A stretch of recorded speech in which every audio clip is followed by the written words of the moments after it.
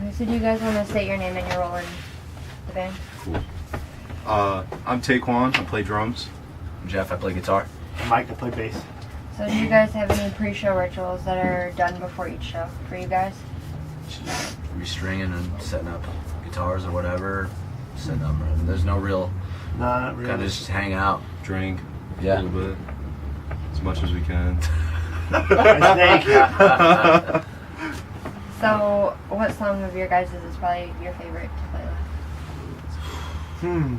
We got a lot of songs. I mean, the new record is probably, it's fun because basically me and Mike weren't in the lineup for the previous records, and so anything off that we play Never Forget, Do or Die, Hard Way, a couple new tracks, usually live. I like playing a lot of the old songs too, but I mean, I really like playing As Real as Can Get because it's like as soon as we play it, the place goes berserk. Yeah, people know it. It's easier because It's a great song.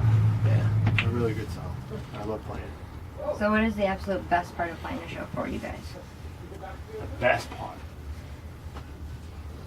For me, music is pretty much a big part of what I do, so it's just being able to play and go around the States, Europe, anywhere really. I'll go play anywhere. They're like, hey, we want you guys to come out here. I have a good time just playing guitar and playing with these guys, so. Yeah, I like the reaction from the crowd when we play, Yeah. especially if they're not really moving for other bands, stuff like that. We go out there and the place just goes crazy, it makes me feel good. It's cool when we get a equal reaction because we're outputting as much as we can, energy-wise. So it's good when we get it back. Yeah, that's for sure. So what are the best and the worst parts of touring? Long drives. Yeah. It's Long probably drives, the worst. That's leaving the worst. home, sleeping in unfamiliar beds, if a bed. Yeah. Um, Getting sick because you don't have sleep. best part is playing. Yeah. Yeah. Essentially playing and touring with cool bands. We're out with the Bunch of Wretched, great Dark guys. Sermon, and Hammer Fight, and they're really awesome dudes, great musicians, and cool people just in general. So that's, I mean, you meet people that way. I mean, we didn't know those guys, so. Yeah, we didn't know him from anything. Yeah, no, they're good friends now. I can see me hanging out with some of them after this. Yeah. Very cool. Hammer Fight's close. They're down in New Jersey, so that's not that far of a drive to go meet up, Definitely. Do you guys have any other new music that's coming out anytime soon? We're gonna start writing when we get home. Yeah, we put out an album in May, and it's like the full year, almost a full year, and there was a big gap between the last one and the album and the new one, and we're not going to let that happen. So as soon as we get home, I think we have a couple little things to tie up, and then we're going to go right to the studio and start pounding out songs and demos and stuff The like that. hands. Hulk smash. With the hands pounding out. Yeah.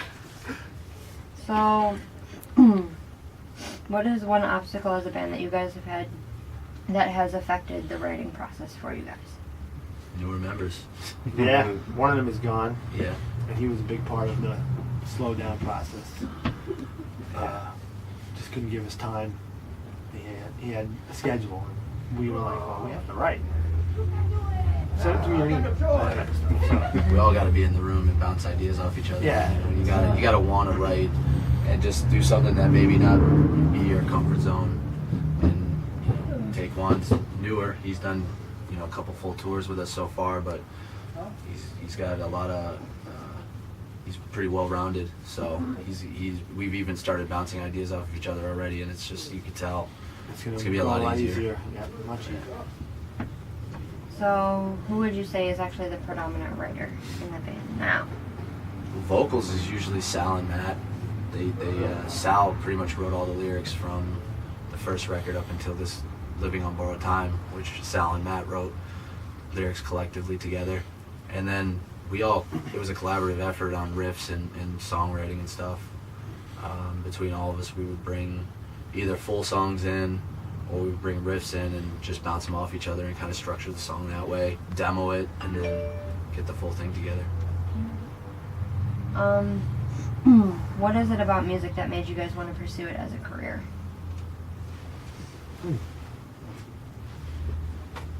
Yeah, Tay. That's a good question. Chime in. Well, I'm fairly new to this. I have my first full tour I did was June of last year. So, it's always been one of those little kid dreams that I had when I was in high school. I kind of got thrown into it almost, so I'm still like new to it.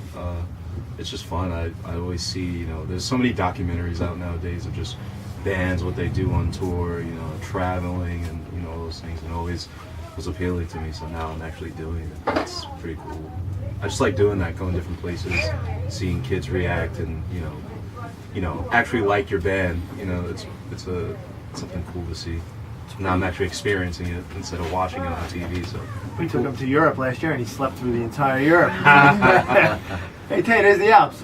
Oh, I'm sleeping. Yeah. I mean, it's pretty easy to keep, you know, busy in different ways too. You can, I mean, I tour and I tech, and he does production stuff in studios. Like I've done studio work.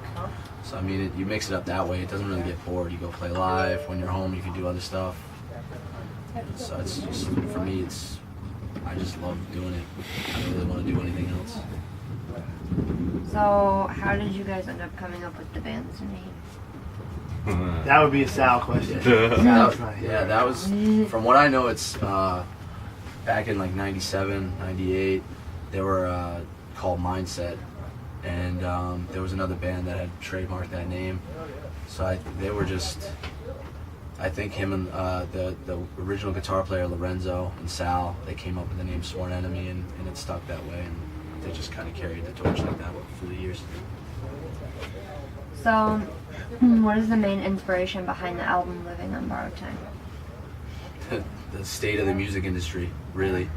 I mean, you see it all the time. Bands, music venues, anything in this industry, it could be there one day and gone the next. So, realistically, every band is living on borrowed time. There's a shelf life, and you know, we're gonna do it as long as we can. As people come out and want to hear us, we're going to keep doing it. Yeah, keep writing music and just keep pushing forward. That's about it.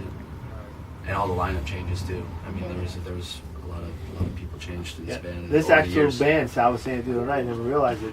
This band right here that you see right now, well, most of us, is the longest Sworn Enemy member has been around. Like, you know, it's the solidest lineup, because they always had a guy leaving, a guy coming, a guy leaving, a guy coming. This is actually staying together a lot longer than 5-6 years this long. yeah. So this is it, and we all get along, and that's the main thing. So, if you had to give your band a motto, what would it be? Motto.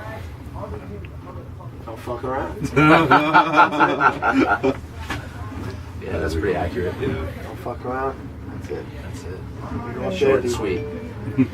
And finally, do you guys have anything that you want fans to know about coming up or anything? Check out the new record if you haven't. Came out May 13th last year, and keep up on our tour dates. Hopefully, we'll be coming to a city near you. We're trying to stay busy. I mean, after this, we have a few shows here or there, but we're trying to line up for the end of the year, and obviously, going to be writing in between that. So, yeah. Thank you. Thank you. Appreciate it. Thank you.